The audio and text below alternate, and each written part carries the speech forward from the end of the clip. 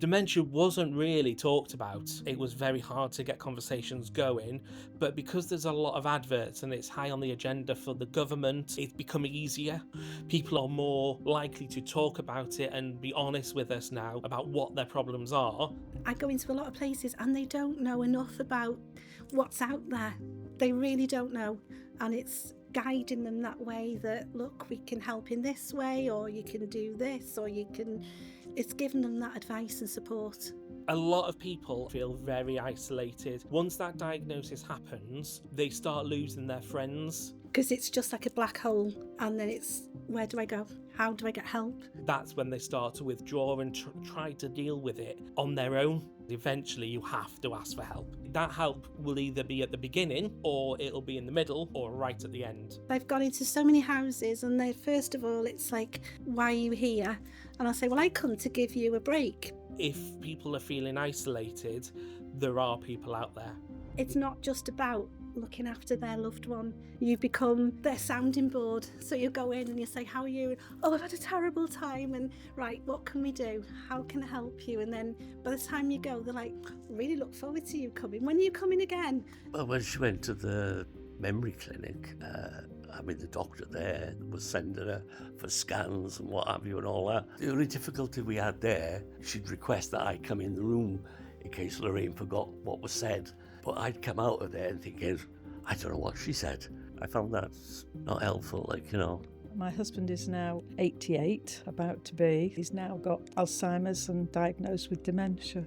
I went to the doctors. They just gave him addresses and things to remember, and then tested him later if he'd remembered it. There wasn't much of an examination, really. I think just because he'd remembered an address, he just looked upon it as old age. And I thought, this isn't right. I'm not going to argue with the doctor. So he progressively got worse. Thankfully, one of the nurses said to me, I'll show you what to do. And she put me on to go to Glantraith, which is in Rhyl. We saw a great chap there who interviewed him for a couple of hours and said immediately, yes, it's obvious that he's got something wrong. Mid-stage sort of Alzheimer's and vascular dementia. Well, I suppose it would be nice to have somebody to talk to regularly rather than just now and again, or just when you're feeling desperate. The woman that came to the North Wales dementia, she did say, you must phone me if you need help, but she's dealing with the whole of North Wales, I think. I've only seen her once. This woman was being assessed for help, and they were asking her, are you taking your medication? Are you doing this? Are you doing that? Are you not leaving the gas on? And she answered, I'm safe to everything. Or you're not eligible for care. The daughter's hair, she wanted to pull it out because mum doesn't take her tablets. Mum does leave the gas on. You don't want to take away from a person and make them more disabled. That's probably their thinking. But they are, they're doing exactly the opposite.